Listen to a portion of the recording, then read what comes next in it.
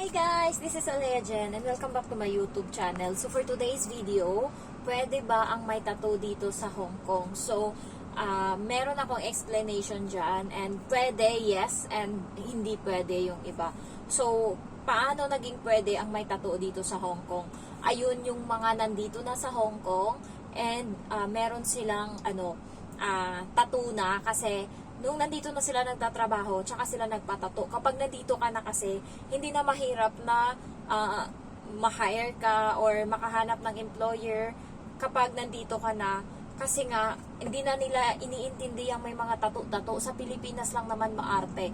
Sa Pilipinas, sa agency ko na Light and Hope, hindi tumatanggap ng tattoo masyado yung mga agency dito sa Hong Kong. Sa agency ng Pinas, okay lang. Tinatanong nila, may tattoo? Pag sinabi mong meron, visible ba? Yung iba kasi, kapag visible yung nakikita, ayaw nila. Kasi dito sa Hong Kong, hindi sila masyadong matato. Yung mga tao dito, hindi ganun makinis yung mga nila. Wala sila masyadong mga tato. Kaya yung iba ayaw. So, yung amo ko ayaw din niya ng may tato. Ang is, tinanong ako kung may tattoo ako, sabi ko wala. Tapos, merong nag-apply doon and ang sabi, may tattoo ka? Yes ma'am. Sabi niya, dito daw, pinabura niya dati pero may mga natira pa. Sabi ng agency ko sa Pinas, sabihin mo na lang pag nag-interview yung agency sa Hong Kong, kung sabihin mo na lang na may tattoo ka para in case or at least alam nila para kasi minsan pinapaano yan sa physical, kapag nagme-medical, merong agency na ayaw nila ng may tattoo.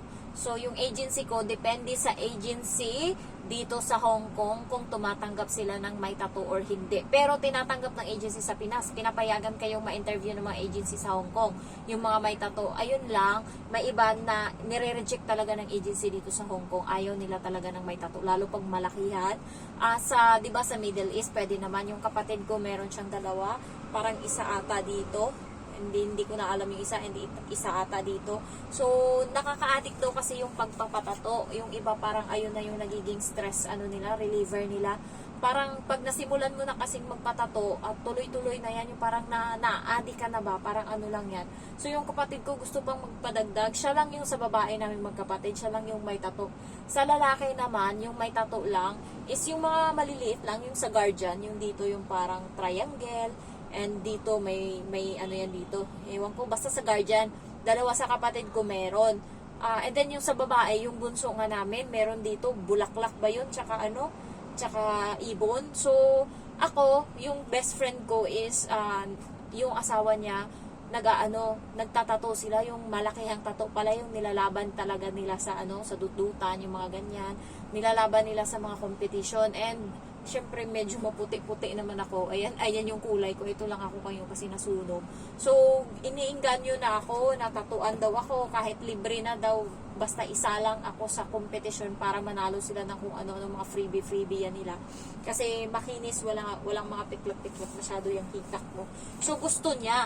And, sabi ko, ayoko, baka mamaya nakita ng mama ko yan, hindi lang palo abutin ko. So, hindi talaga, kahit ilibre pa nila ako, hindi talaga pwede. Kasi nga, natatakot din ako kasi mahirap pa ka-apply papunta dito sa abroad kapag may tattoo ka. Kaya yung mga nagbabalak dyan magtato and may balak kayong mag-abroad, saka na muna kapag alam mo yun, na-hire ka na dito, ka na dito, yung naka-abroad ka na, nakasimula ka na, mahirap kasi kapag sa Pinas ka palang, first timer ka, and then may tattoo ka, mahirap kang makapasok dito sa Hong Kong kasi ayaw nila.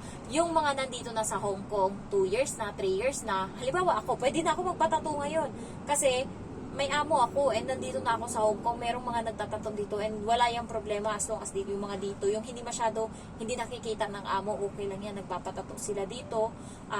Minsan nga sa paa, ayan, sa mga hita, kasi pag nandito ka naman sa loob ng bahay, nakapantalon naman kami or naka-jogging pants or naka-pajama, so walang issue masyado, hindi nakikita ng amo. Kapag day off mo lang naman, kapag day off ka lang naman makakalabas, so yun lang yun, hindi naman nila nakikita. Yung kaibigan ko is nasunog yung yung hita niya or yung banda sa tuhod, nasunog ng nung nagluto daw siya ng tuyo, and then 'di ba kawali yan, 'di ba dapat pot holder o kahit anong tela-tela diyan para hawakan mo yung kawali.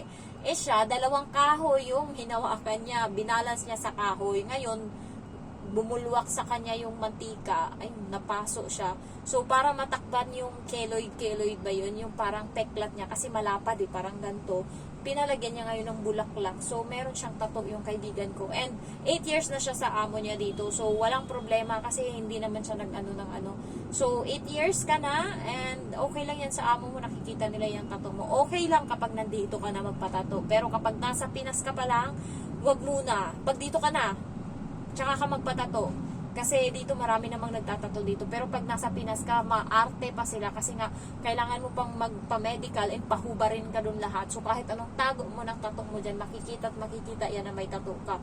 So for advice lang, yung iba na may mga tato dyan, sabihin nyo na lang sa sa magiging amo nyo or sa agency na mag-interview na may tato kayo. Ayan. So sabihin nyo na lang. Yung iba is pinapasunog nila, pero yung nun, pinapatanggal nila. Pero yung nun, yung kalalabasan is parang naging peklat siya, parang naging ganto. Ayan. Mas malala pa dito yung kaibigan ko kasi nga nag-training siya ng Coast Guard. So meron siyang tato dito, pinasunog niya ngayon, nagiging peklat na tignan. Ang pangit tignan ng sunog na tato, yung pinatanggal ba. So kapag nagpatato kayo, dapat buo na yung desisyon nyo, tama ba? Kasi 'di ba yung iba sa religion naman, kasi may iba na mga religious, ayaw talaga nila, hindi pwede kasi nandun daw yun sa kasulatan na na magpatato. So hindi ko nabasa yun, wala akong alam, pero pinaglalaban yun ng iba and meron silang mga verse na pinaglalagay dyan na yun nga, bawal dumihan yung balat mo, ganyan, bawal anuhan.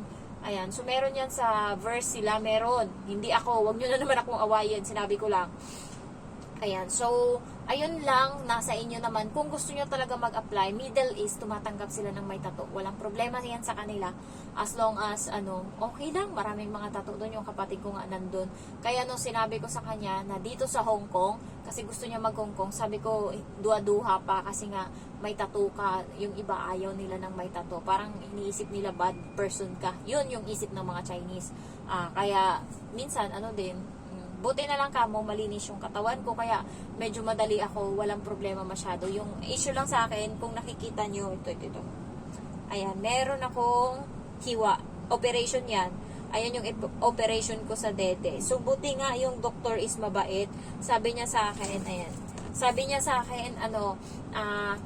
hindi niya daw sisirain yung yung magandang maliit lang daw yung ipipeklat nitong tahi niya. Malapad to pero maliit lang yung natira kasi nga naawa siya or maano siya. Yung iba na nagpapa-operation, grabe yung peklat nila, 'di ba? Yung ng tahi. Pero sa akin konti lang, naawa kasi yung doktor kasi nga sobrang cute ng dede ko, sobrang liit and sobrang tapos masisira lang dahil sa hiwa. Alam nyo ba guys, nung inoperahan ako, nakahiga akong ganyan, nakaangat ng ganyan yung ko, and then pag hiwa, kakatusok lang niya ng anesthesia, and then hiwa agad. So, nakita ko pag hiwa niya, nakita ko muna yung yung laman ba, yung puti sa loob, tapos biglang ayun na, lumabas na yung dugo, tapos taranta na siya. Kumuha siya, hindi ko alam kung ano yung kinuha niya, basta tinapal niya dito sa gilid kasi tumutulo na yung dugo dito, marami na. So, ayun. Tapos nakikita ko lang. Tapos, hindi rin naman pala yung dugo tuloy-tuloy. Hindi rin naman pala. So, kasi nakatingin lang ako sa kanya, iniiwa niya yung dede ko So, ayan, tapos iniiwa niya. Tapos, nakatingin lang ako. And then, tutulo yung dugo. Basta nilalagyan niya lang ng parang, hindi ko alam kung tela ba yun o ano yun. Basta nilagay niya dito na kapag tumulo yung dugo, doon na pupunta. So, nararamdaman ko yung bawat gupit niya ng mga laman-laman sa loob. Kasi eto yung bukol, hindi yan bilog. May mga ugat-ugat yan dito. Kailangan niya pang gupitin lahat yan para siya makuha sa loob. So, ayun, nag-uusap kami. Tapos yan, minsan nilalamig ako kasi nga hindi ko alam. Pero nararamdaman ko yung bawat bawat gupit niya. So, nung una, paghiwa niya, aray, gumanon ako. Tapos, tinusukan niya uli ako ng anesthesia. Sabi niya, parang hindi daw ako natatalaba ng anesthesia.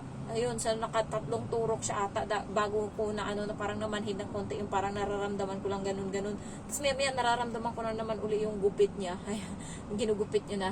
Ayan, so nakikita ko, tinitingnan ko, minsan gumaganon ako kapag So, ayun, napakita ko lang. Ito lang yung ko sa naging honest ako pagdating sa medical. Sinabi ko kagad na meron akong opera. So, wala, okay na. Kaya mabilis yung operation ko.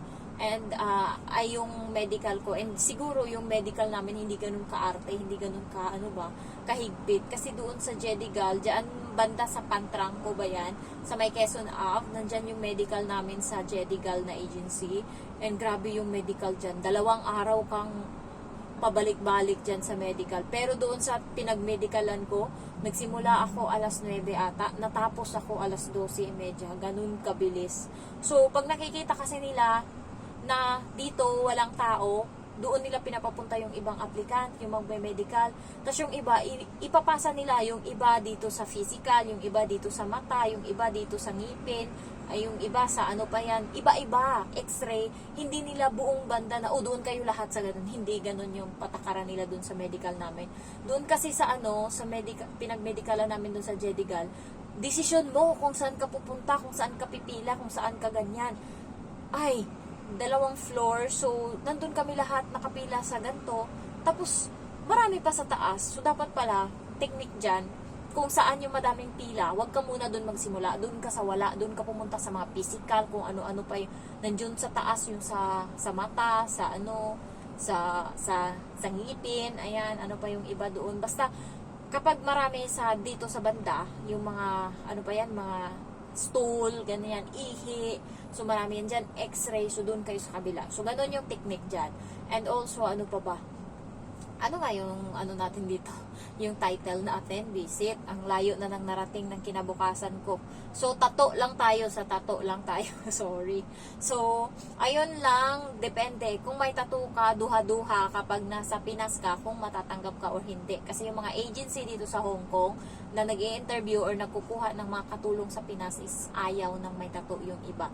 Pero kapag nandito ka na sa Hong Kong and gusto mo magpatato, pwedeng-pwede. And kapag ngayon nag-end or contract ka na or na-terminate ka or ano-ano, mag-a-apply ka dito ng tawag nito, mag-a-apply ka dito and makakakuha ka ng amo. Wala na silang pakialam kung may tattoo ka or wala. Hindi na nila yan tatanungin. Ma-hire ka na and uuwi ka sa Pinas para mag-medical or ganun. Wala nang chu-chu-chu-chu kasi nakapirma na yung amo mo, tapos na, antay mo na lang yung visa. So, ganun lang kadali kapag nandito ka na sa Hong Kong. Pero kapag nasa Pinas ka pa, mahirap. Marami ako nakikitang mga OFW dito sa Hong Kong na maraming tattoo. Ayan. So, mapababae, mapalalaki. Kasi dito, maraming mga nagtatato. Marami dito. Halos Pinas lang to guys. Halos Manila lang tong Hong Kong. Especially sa Central. Nandun lahat. Bar, chuchu, ganun. So, nandun lahat. Nasa'yo lang kung ano yung hilig mo. Kung hilig mo magbar, kung hilig mo gumala, kung hilig mo uminom, kung hilig mo magganto. So, ako, transparent ako, hilig kong mag-hiking, hilig ko mag-swimming, hilig ko sa city, kahit saan, basta as long as naiikot ko tong Hong Kong, yung nai-explore ko ba, kasi inisip ko, hindi ako permanenteng nandito, kaya hanggat nandito ako, swerte na ako kasi napakaganda ng lugar nila, so susulitin ko na, ayan, so ayun lang guys, thank you for watching and I love you all, bye bye.